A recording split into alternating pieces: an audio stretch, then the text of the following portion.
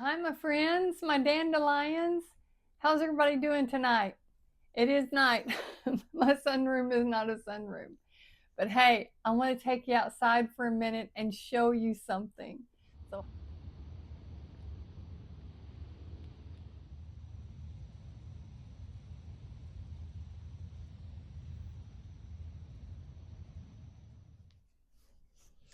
all right, I hope you enjoyed that field trip out to the backyard. Um, when we last spoke, I was told you I wanted to talk to you a little bit about detachment. And detachment means emotional detachment, keeping your emotions calm, not focusing on the hurt and disappointment that comes from expectations. And when you can detach, it's sort of like when we talked about we're all bobbing down the river of life, and you are your own entity on this journey down this river. You may bump into other entities who were there for a while but don't expect it to stay. Others will come and leave.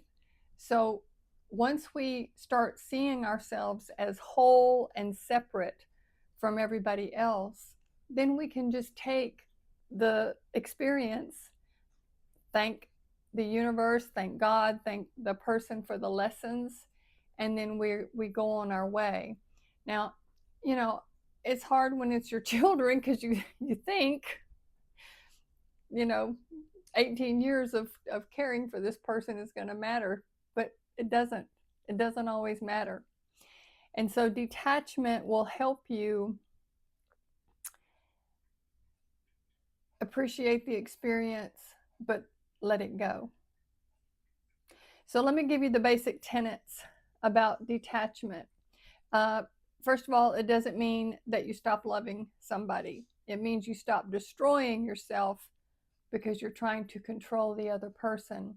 And that's what it basically boils down to. You cannot control anybody but yourself, your own reaction to a person's decision, as hurtful as it may be. It's not what you expected. And see, it's that expectation that causes that disappointment. Um, Attachment is one of the greatest causes of suffering, not because love is wrong, but because the mind clings to things as if they were meant to last forever. And you really have to train yourself to see the ebbs and flows of life. Everything here is temporary. You're temporary. I'm temporary. Relationships are temporary. Even relationships that last until death, eventually death does part a relationship. And so everything is temporary. So we take the lesson that we learned, we thank the Lord, the universe, whatever spiritual guidance that you trust. Take that lesson and then go forward. It detaches you, detachment frees you from constant disappointment. The more tightly you hold your expectations about people and outcomes in life, the more pain you feel when reality changes. You have your idea of what should be.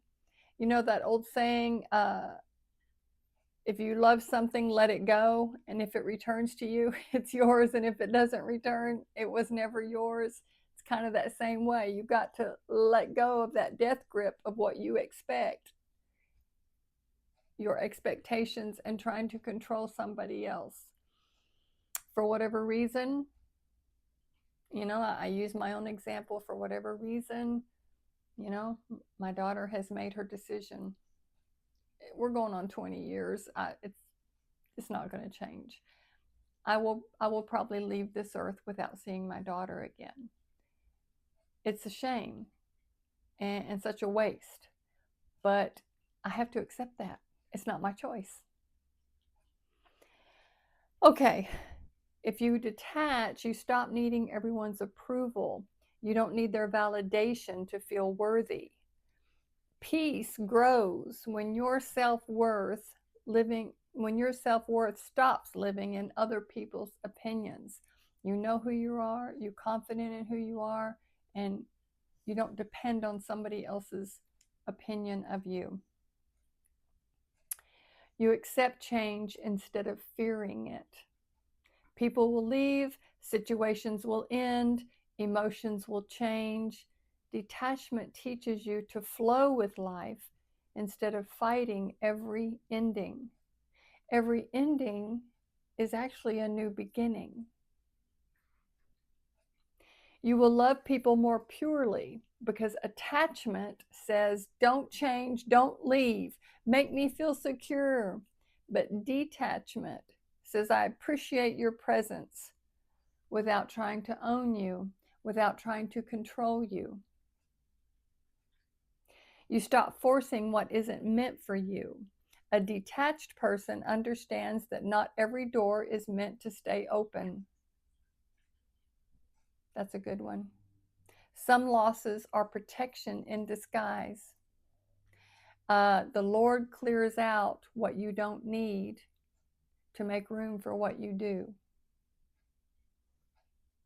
I think Marilyn Monroe said, sometimes things have to fall apart so they can come back together better.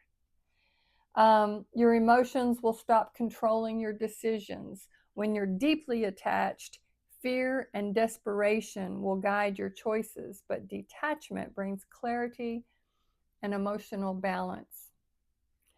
You will become harder to break because a peaceful mind understands that happiness cannot depend entirely on temporary things.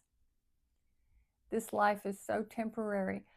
I had 3 of my high school friends pass in 2022. I'm the last one standing. And I think about them, their lives are now memories in the people who knew them, photographs and memories. When I die, I take those memories with me. And so they are that much further departed from this earth.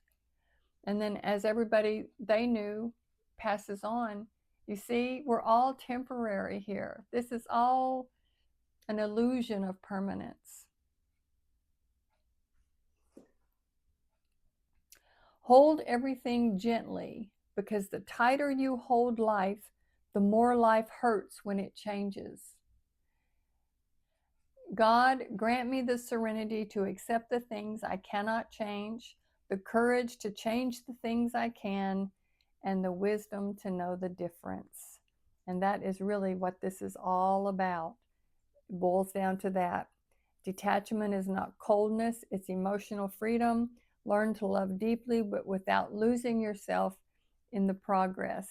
And then I wanted to close with this one thought that I thought was pretty good.